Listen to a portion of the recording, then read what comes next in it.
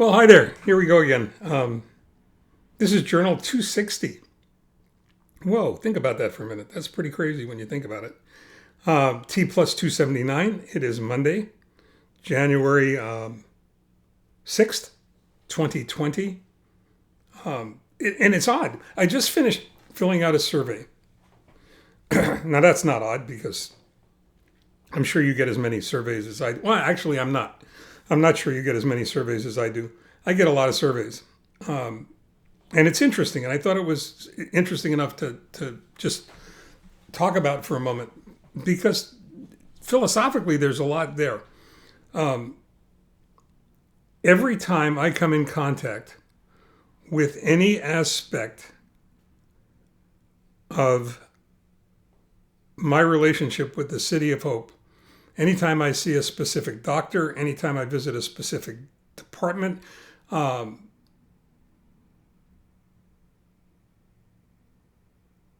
every time that occurs, I receive a feedback survey about how they did. Now, in a lot of cases, I wouldn't take that too seriously.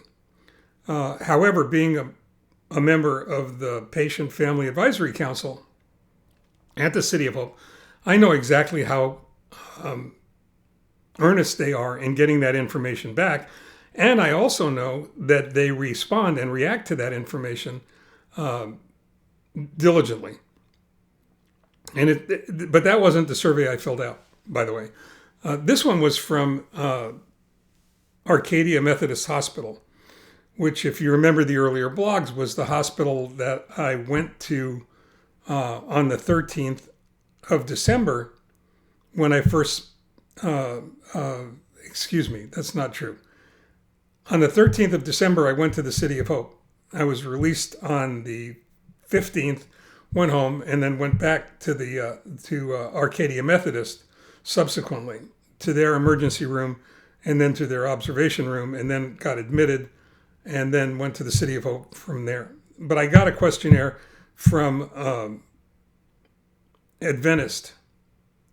from Arcadia Methodist, excuse me. And it was an 8-page questionnaire. Admittedly, the first 22 questions were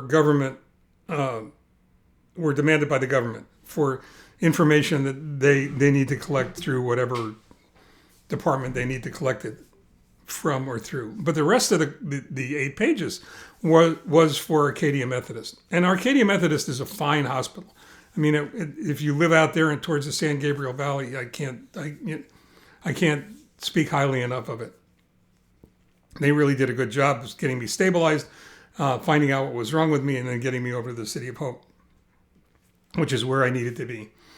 But in a greater sense, what you're looking at are these moments of truth, right, that occur between any organization or any individual offering services or even products to another individual or organization, where an opinion can be formed of the quality and the value that service provides.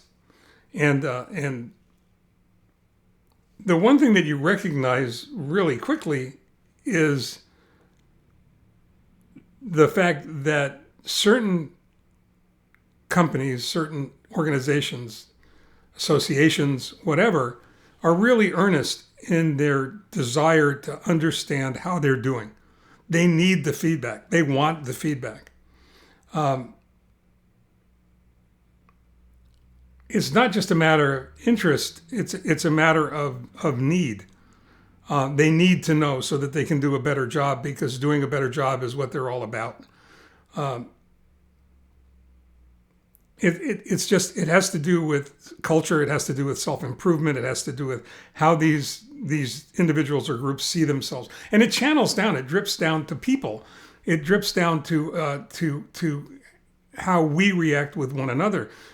So the question then becomes, if you were going to go ahead and if you were earnest in trying to figure out how you're doing when it comes to your relationship with other folks, with other people, with other, whether as a business entity or as an individual, And would you send out a questionnaire? And if you sent out a survey or a questionnaire, what kinds of questions would you ask on that questionnaire? And here come the really difficult questions. And this is what we're going to close with, because I do want to leave you hanging. I want you to think about this for a minute.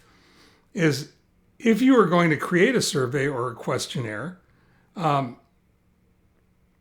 what kinds of information, what kinds of data, what kinds of questions would you need to know in order to judge how well you were doing? And would you really want to know? And if you got this information back and somebody was as diligent and as thoughtful and as interested and as caring as I am when I fill out these questionnaires to make sure that they're accurate, would you respond? And I don't mean respond by calling the person who filled out the questionnaire out or yourself. I mean, what would you change? If you were to go ahead and send this questionnaire out and you were to get this information back and it pointed in a certain direction, is that a direction that you might take? And I guess that would all be dependent upon how serious you are about that moment of truth and what the outcome would look like, where that would lead you. So this is probably the most excited you've ever seen anyone get over filling out an 8-page survey.